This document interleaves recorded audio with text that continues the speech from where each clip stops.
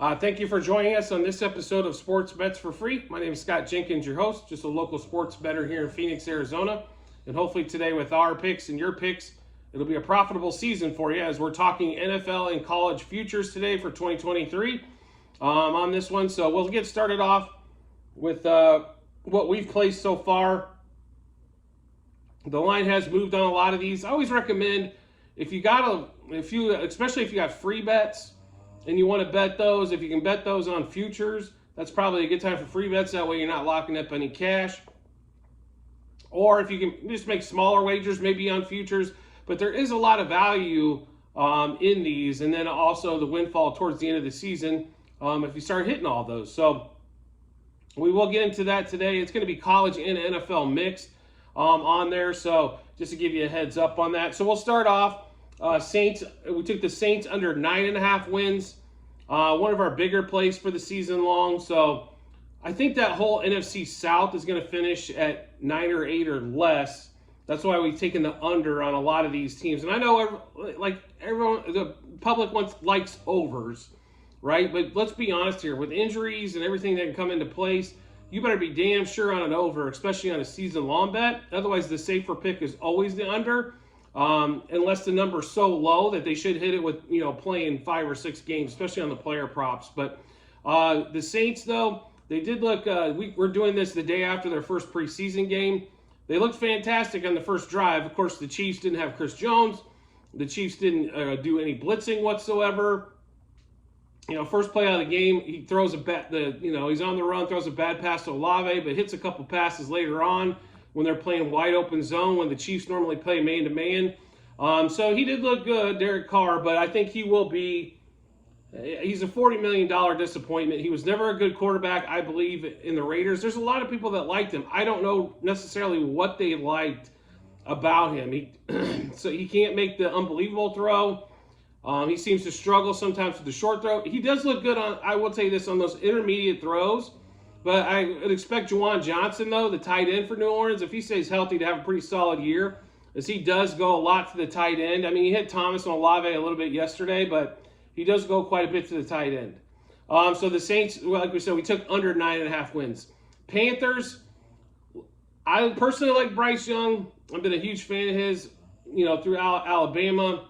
I thought he should have started his freshman year when Mac Jones was there. But the Saban likes to go with the experienced guy, and I completely understand. The team actually is pretty decent. Where they're depleted is weapons. So when it comes to running backs and wide receivers, tight ends, that's where they're going to struggle, I think. And the offensive line, that was proven probably this weekend in preseason, is not that groovy either. Although they do have a great defense, but under 7.5 wins for the Panthers. Rams, this one was pretty easy for me. They've got like 3 players, maybe 4, Stafford, Kupp, Aaron Donald, maybe throw Cam Akers in there, maybe throw Van Jefferson in there. But otherwise, they're starting probably 30-plus rookies on this team. They got 30-plus rookies easy on this team. I just think this is a definitely rebuild year. I expect Kupp and Stafford to probably have pretty decent numbers. Aaron Donald to make a comeback, as we do have a play on him for Defensive Player of the Year later on, just because it's such a value play for him. But we do like the Rams under 7.5 wins. Odell Beckham, we did grab him at over 575.5 receiving yards when that line first came out, right when he signed with Baltimore, plus over 4 receiving touchdowns on that one there. Odell should be, if he stays healthy, I think he can hit this mark realistically if he stays healthy for 10 games. So that's basically just a shade over half the season. They definitely got some weapons there. I think they're definitely going to make an effort to throw the ball quite a bit more, and especially to the receivers. Just not Lamar, but I think the rest of the team kind of wants to prove that they've got more of a spread offense rather than what they've been running for the last 5 years with Lamar Jackson. I think Lamar's a good passer. His ball's not the prettiest on earth, but to be really honest, Peyton Manning's wasn't either. Not comparing him to Peyton, but he didn't. He's not a tight spiral guy, but he does get the ball there and does get the ball in on time. Falcons under 8.5 wins. This will be one of our bigger plays as well on the NFL side. I don't think Desmond Ridder wins 9 games. They don't have another quarterback. I mean, they've got some decent skill players. Everybody's so high on Bijan Robinson, I think they just assume that these guys are going to be awesome. I think Bijan's going to be a fine back. I think he got used a ton in Texas, in college. I'm not as high on him as a lot, but, they should, 7 to 8 wins, I think, is it should be a good season for them, with Desmond Ridder basically getting a full, finally getting a full season instead of a few games. I'm just not a huge believer in Desmond, but he had a decent college career with Cincinnati, but it was with Cincinnati and they really didn't play anybody. They played Notre Dame, who Notre Dame last year was the year before was way down. And then they got to the college football playoff and got their butt waxed on that one. So we do like the under on the Falcons wins there. Another one, this was one of the easier ones, I think, to play. The Bucs under 6.5 wins with Baker Mayfield and Kyle Trask at the helm. They still got Godwin. They still got Evans. They still got a decent defense. The offensive line is putrid. Rachaad White now is your lead back. But I think under 6.5 wins, I don't see how they win more than 5. But that's kind of where they're at there. The Arizona Cardinals under 5.5 wins. I know the line's down to 4.5, and I would still hammer the under. I honestly think 3-14 might be the ceiling for the Cardinals. Then they'll be fighting for the number 1 pick. It's possible if the Texans don't play well either, they can end up with the first and the second pick of the draft. Could be unprecedented there, but keep an eye out there. I think the Cardinals, like I said, I know the line's at 4.5, and I'd still take it under 4.5. No question about it. So then we've got the Colts under 6.5 wins. Either way, whether they start Minshew or Richardson, I mean, if they start Richardson there, I think they're just gift wrapped in the under 6.5 wins there. Minshew, I think, keeps them in a few ball games, wins a couple, but Colts under 6.5 wins is where we like there. Ravens, we did catch this one pretty early, and it was over 8.5 wins. If you can buy this one down, I think it's at 10.5 now. I think they finished 10-7, 11-6, kind of where I think they're falling to. So I think they got a good chance to win that division too if Lamar stays healthy. So we do like the Ravens over 8.5 wins. DeAndre Swift with his new team in Philly over 500.5 rushing yards.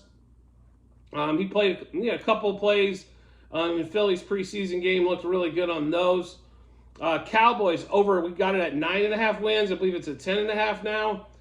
I think they finished with 10, 11, 12, so that number is probably pretty close. But if you can buy it back down to 9.5 and pay the juice, I think over 9. I think that 10 wins shouldn't be an issue. It's a question of whether it's going to be 11 or 12 on that one there. Vikings over 8.5 wins. Everybody's in love with the Lions, and trust me, I hope that's the case. I want to see Goff. I want to see. I love Amon-Ra St. Brown. I like David Montgomery, who they got in the offseason. Jahmyr Gibbs is exciting. Dan Campbell looks like anybody want to run a wall through for him. So I hope the Lions are there, but I don't see the Vikings dropping off, especially when they added a weapon. I think in Jordan Addison. Thielen he's definitely on the decline. So offensively, I understand Dalvin Cook's not there, but Alexander Madison's been a hell of a back as well on that one. So I do think over 8.5 shouldn't be an issue. I think 9-8, 10-7 is kind of where they fall, and they're fighting Detroit for the top of the NFC North. Eagles, we did grab this at 10.5. I know they're at 11.5 now. I do not know if they win 12 games. I felt confident in 11. I don't know about 12. I know the NFC is way down. Their schedule is a lot harder this year. Jalen Hurts, is he going to stay healthy for the full year? But I definitely like the over 10.5 wins on that one. So it could be one of those things where you buy down again. Steelers over 8.5 wins. And this is just because Tomlin never finishes below 500.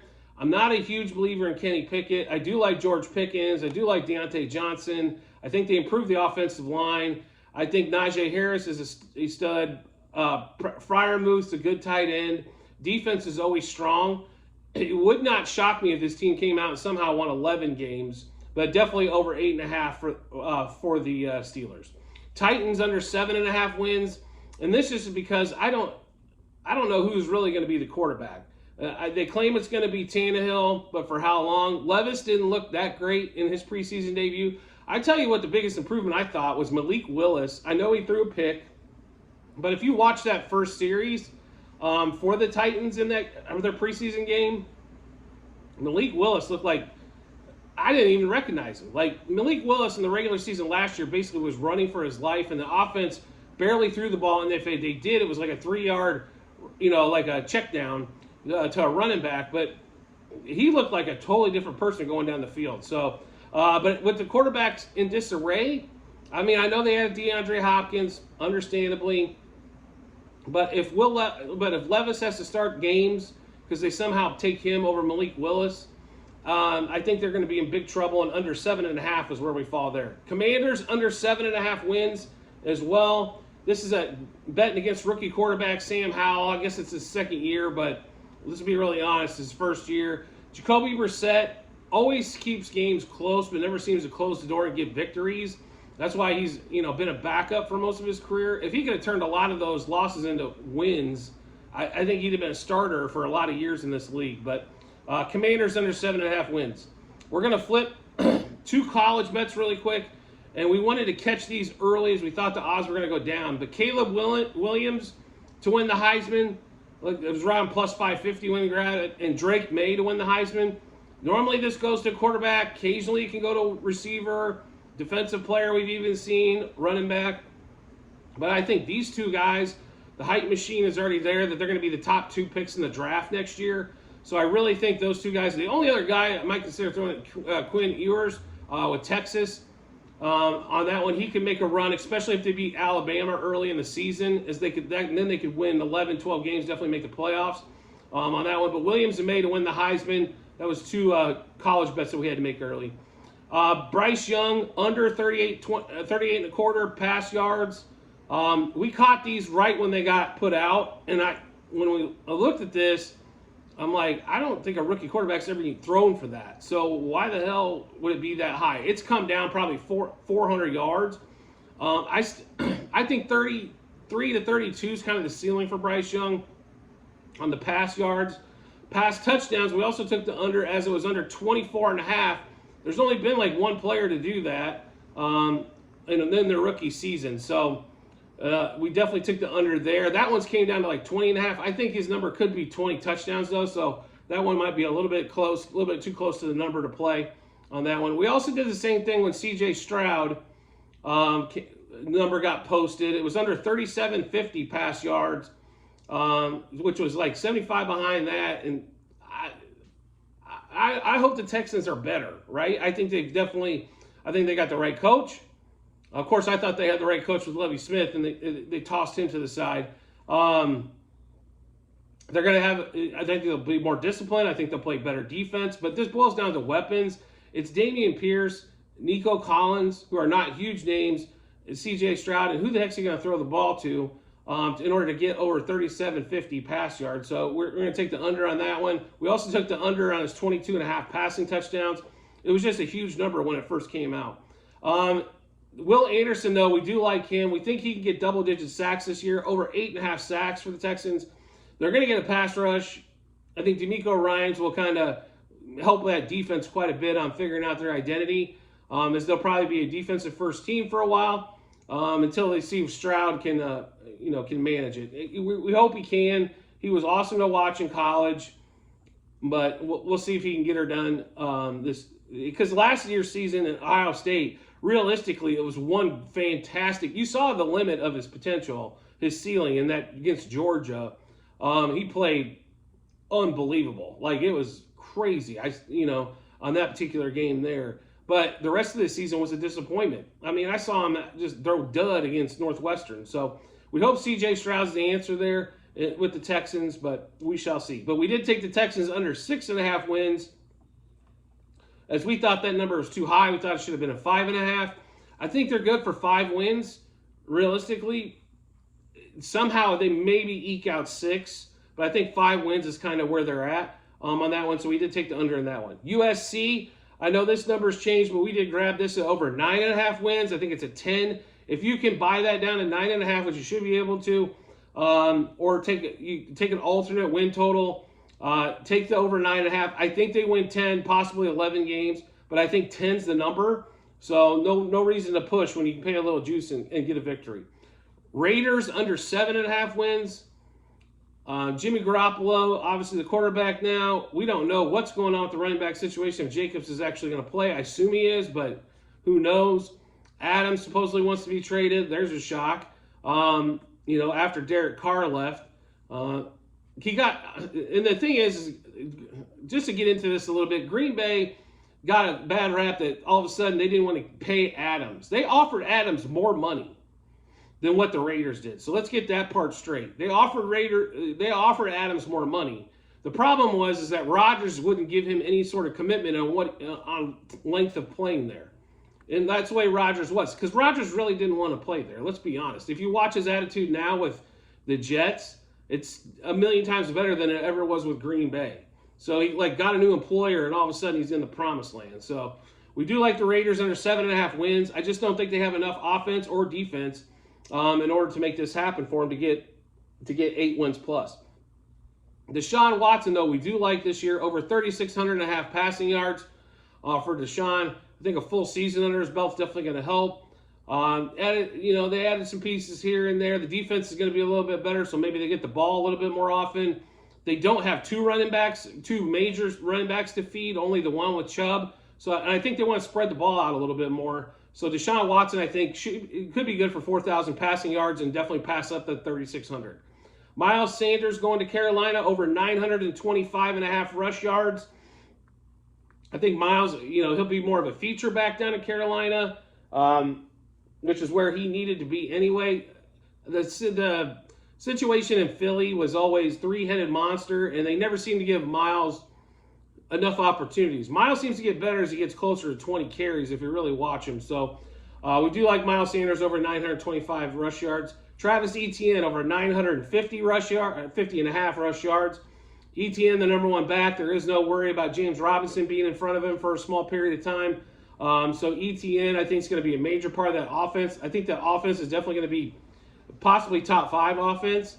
They're going to move the ball up and down the field, and then they just have to stop some folks on that one. A.J. Brown, over 1,050 receiving yards on that one there. So A.J. Brown had a monster last year. A.J. Brown's, in my opinion, has been one of the top 5 receivers out there. He's fast, big, physical, stays on the field, doesn't get hurt often. He's been hurt, but hasn't been hurt a ton. Then we'll get to Amon-Ra St. Brown, one of my favorite receivers, especially in PPR fantasy leagues, over 950.5 receiving yards. He is the number one weapon. Jameson Williams, obviously, doing his. I don't understand why, when you can't gamble at the facility, why we got to pull out our phones and hit sports bets, but why we couldn't wait till we got home. So Ross St. Brown should see a lot of targets, especially early on in the season before Williams gets back. Patrick Mahomes, over 36.5 passing touchdowns. He should be 40 plus for the Chiefs this year. I don't see where he wouldn't be unless he gets hurt. That's the only thing you ever worry about, like on some of these props, especially player props. If they miss multiple games, obviously it's going to put everything in danger on that one. Then we've got Kenneth Walker, over 950.5 rushing yards. He's still going to have Charbonnet's still going to get some carries. I think Walker, though, is definitely their lead back. I think he's the guy they want to, Seattle loves a top-notch running back. They loved Marshawn Lynch. I think, he should get easy 1,000 yards this season. I wouldn't be surprised if he's in the 1,300 range. Amon-Ra St. Brown, who we went over earlier on his receiving yards, we're also going to take over his receiving touchdowns, which he beat this number last year as well at 5.5. Same thing with A.J. Brown, over 7.5 receiving touchdowns. He clipped that number last year as well. Kenneth Walker, over 7.5 rushing touchdowns on that one there. J.K. Dobbins, just due to the health issue, under 750 rush yards. And then also the last couple of NFL ones we're going to go over is Alexander Madison, over 900.5 rushing yards. I think with, obviously Dalvin Cook's gone. He's the main leader. He's had solid weeks because Dalvin always seemed to miss a couple games every year. Alexander Madison can haul the load. The question is are they going to throw the ball 50 times a game, or are they going to try to limit it to 30, 35 throws and get Madison his fair share of carries on that one? I think, he should finish right around that 1,000-yard mark, I believe. unless there's some sort of major injury. But, he'll have some games where he's over 100, and then he'll have some 50-yard games in there. And, but I do like him over the 900.5. Aaron Donald, we did throw just a little like pizza money type change to win Defensive Player of the Year. That's going off anywhere from, I've seen it 2,200 to 2,800 on that one. We're going to play plus 2,500. I just think the opportunity is too great. I know he missed, everyone loves Micah. Why wouldn't you? Micah Parsons is awesome. Aaron Donald's been awesome forever. Like, he might be the best defensive player, one of the best, maybe top 5 to lace him up ever in the history of the NFL. So we'll take a crack on that one. Just like I said, small wager, just the odds. You couldn't turn your head away from the odds. Then we've got 3 more college win total props. We'll go over Wisconsin Badgers over 8.5 wins. Luke Fickell taking over. I will give shout out to Greg McElroy, who's a fantastic college football handicapper. He's on Daily Wager. He's got some other shows as well. This was one of his favorite plays. And to be really honest, I don't see how they win less than 9 when you go through their schedule. The opportunities are there for 10 and 11, but they definitely don't win under 9 games this year. So over 8.5 was a pretty easy play. It's juiced. It's minus 145 when we grabbed it. But Wisconsin Badgers over 8.5 wins. LSU over 9.5 wins. I've looked at this schedule probably 30, 40, 50 times, somewhere in that range. I honestly don't see where they don't, like, worst case scenario is that they get 10 wins. I think they got a possibility at 11. Florida State and Alabama are basically their 2 games, that are kind of, the games are not going to be, they might be favored in the Florida State game, but not in the Alabama game because it's in Tuscaloosa. But so you got 2 opportunities there. That pulls it down to 10. And I think those are, honestly, I think they're coin flip games. So if they win one of those, now they're 11 and can still have a bum game somewhere else. But over 9.5 wins for LSU. In our favorite season-long prop, win total, college or NFL, is going to be the Buffaloes of Deion Sanders in primetime under 3.5 wins. I'll be honest with you. I looked at this schedule. I don't know how they win 2. The 2 is a possibility. Colorado State, they'll be favored in that game. Stanford's kind of a coin toss, but I'll be honest with you. With all the people coming in and out of that Colorado program, I think Deion will get this thing right. I just think it's going to take a few years, probably after his son's not the quarterback anymore. And he played well with Jackson State, so we'll see what he does in a little bit better, better competition. But under 3.5 wins, like I said, if they had an outstanding season, I think that's 4. And I'm talking outstanding. So, and I'm willing to bet that it's going to be just a little bit below that. I think 3 is their ceiling. And realistically, 1 or 2 could be the number. They won 1 game last year. I honestly think the number is 1 or 2 wins, which will put you well under 3.5. People just don't like betting under 3.5. And trust me, I can understand. But this number should have been 2.5. And then this number would have been a lot more difficult, I think, to handicap. Is there could be a flyer where maybe they win a 3rd game. But now, even if you take into account a flyer where the team they're playing is all hungover from the night before, that still puts you at 3 wins, which is still to take it still cashes. So this is by far, like I said, our number 1 play for long-term bets this year, or season-long props. We might have a few more to add as injuries kind of arise throughout the NFL and college football before they get started off. So make sure you do check out the Google Sheet that's in the comment section of this video on the YouTube channel, so that way you can check it out and see. And you can also see the units we wagered on it. We also have in there the draft, the NFL draft, which we bet on. We put that in there as well. That one there, we think we profited a little bit throughout the draft. The biggest hit for us was Quentin Johnson was the 2nd receiver drafted. That was a big one for us there. I thought somebody was going to grab his height, and he wasn't going to go first off the board for wide receivers, but I thought somebody read that, and the Chargers did. So thank God they did. Made draft night somewhat feasible after Will Anderson went 3rd instead of 2nd, because they were able to pull off that damn trade for the 2nd pick. So or for the 3rd pick to get Stroud, and they wanted to draft him 2nd. That way there was no more confusion on it. So anyway, old news, right? So make sure you check all that out, and also make sure you subscribe to the channel on YouTube. That way you can get all of our information first. You can also see the preseason plays that we've had so far. Obviously, we're going to keep riding the Ravens until that number loses. So make sure to check that out. Also, baseball every day. And then we've also got football that's right around the corner for regular season. College week 0 starts, and then NFL week 1. A few more preseason bets, I'm sure, as well, as we keep rolling onto that. And I look forward to seeing you on the next video.